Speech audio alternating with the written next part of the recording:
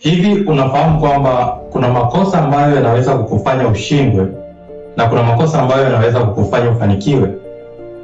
Hiki ni kitu ambacho nimejifunza kutoka kwenye kitabu cha The Right Kind of Wrong kilichoandikwa na Amy C. Edmondson, na kinasema hivi: mara nyingi tunafundishwa kuogopa kushindwa. Tunapokosea tunajilaumu, tunahisi tumepoteza muda, tumepoteza pesa, tumepoteza heshima. Lakini mwandishi wa kitabu hiki anasema jambo la kushangaza. The goal is not to avoid failure. The goal is to fail in ways that help us to win or to learn. Lengo si kuishi bila makosa, lakini lengo ni kufanya makosa ambayo yatatufanya tufanikiwe au kutufundisha mambo ambayo pengine tulikuwa tujayafahamu awali. Fikiria mtoto anaanza kujifunza kutembea. Huwa anaanguka mara nyingi sana, lakini hakuna mzazi anayemwambia mtoto huyu aache kutembea. Na hii yote ni kwa sababu kuanguka ni sehemu ya kujifunza. Na vivyo hivyo kwenye biashara, kwenye maisha ya kawaida na hata kwenye uongozi pia. Tatizo si kushindwa, tatizo ni kurudia makosa ambayo yatakupelekea wewe kuanguka tena. Tunapaswa kujifunza kutokana na makosa.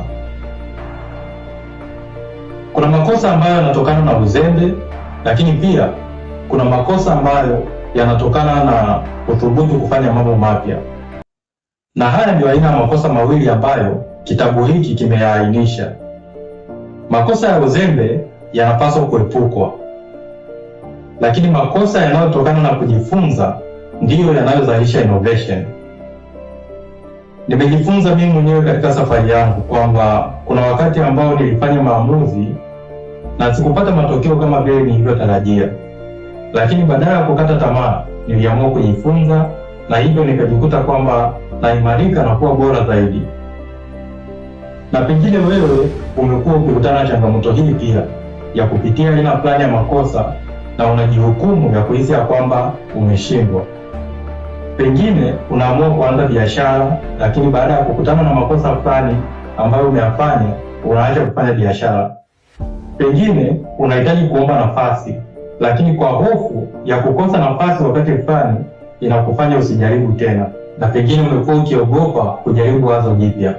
Lakini leo ningependa nikukumbushe jambo moja tu muhimu, ya kwamba kushindwa si mwisho wa safari, lakini wakati mwingine ndio mwanzo wa hekima ambayo usingeipata mahali pengine popote. Usiogope kufanya makosa. Ogopa kufanya makosa yale ambayo haujifunzi chochote kutokana na makosa hayo. Kwa sababu wakati mwingine kosa moja lililo sahihi linaweza kukufanya upige hatua kubwa zaidi kwenye maisha. Nipende kukualika kwenye group letu la vijana ambalo lipo WhatsApp, Mindset Hub. Ni group ambalo limewakusanya vijana tofauti kwa ajili ya kuweza kushare insights zinazohusiana na masuala mazima ya biashara, uongozi pamoja na maisha kwa ujumla.